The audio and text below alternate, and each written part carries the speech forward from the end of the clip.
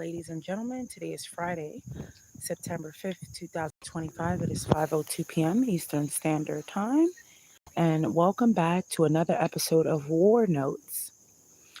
As costs spiral and hunger deepens, I stand with you on these uneasy airwaves. Grocery bills, where $40 barely buys six basics. It's our shared reality. Tonight, we unpack how this economic squeeze is shared across the globe and why many are turning to cannabis, legal and otherwise, to cope. Stay with me together. Let's make sense of the storm. In regards to global food inflation and economic collapse, food prices around the world are surging. The FAO Food Price Index jumped to its highest point in over 2 years, driven by rising costs in and meat. Climate shocks from droughts to wildfires are disrupting crops globally, squeezing already stretched budgets. What we are seeing is climateflation, nature's toll on our wallets. That's according to FlowHub and Routers and Grandview Research and six other reputable sources. At home, inflation eats away at essentials. Your experience of $40 for six items is far from isolated. Grocery inflation remains stubborn, slicing deeper into family budgets. Rent, utilities, and food, none are spared. Meanwhile, muted government reassurances offer little comfort while shelves run bare.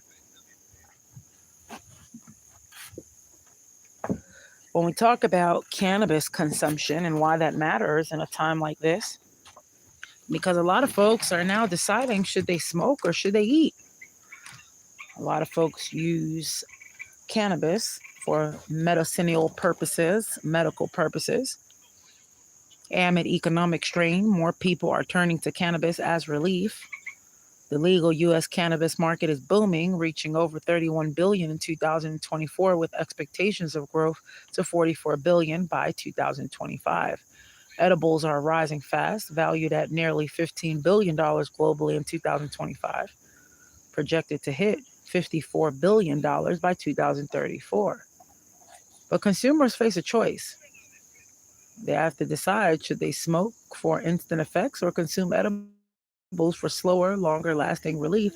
But risks include overconsumption and delayed onset. It's often said start low and go slow.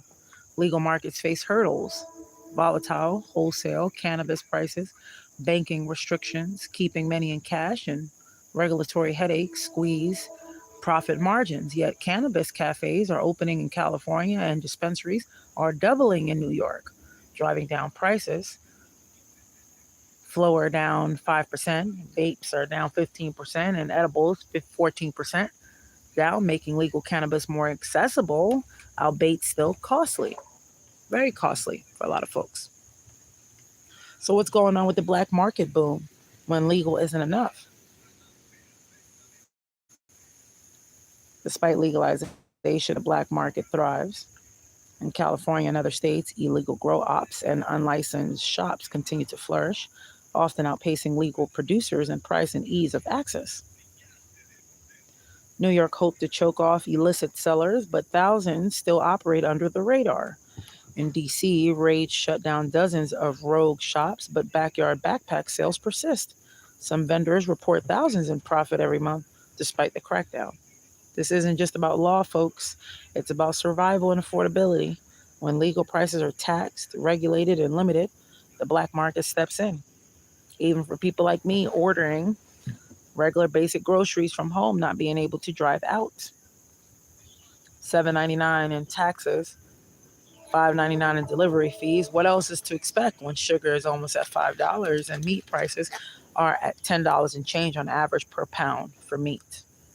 So what must we do, listeners, you and I? We are feeling this. Groceries vanish. Rents are due.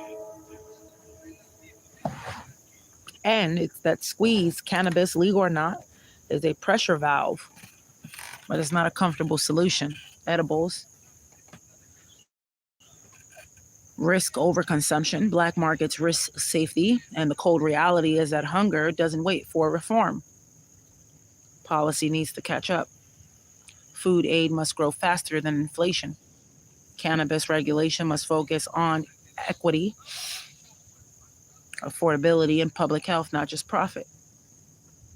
Now, I thank you all for joining me today on this quick episode of War Notes. We are not just battling inflation or hunger, but we are fighting for dignity in how we live, eat, and seek peace. And if this gives voice to your struggle, please subscribe.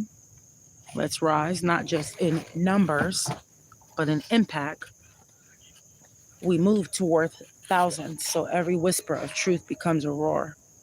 I'm your host, Pavio G. I'm signing off. Stay sharp, stay fed, and hold fast until the next time. And I thank you all for listening, and thank you all for tuning in.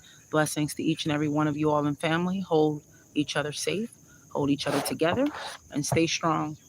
Together is always better than by yourself, right? Amen to that. Thank you.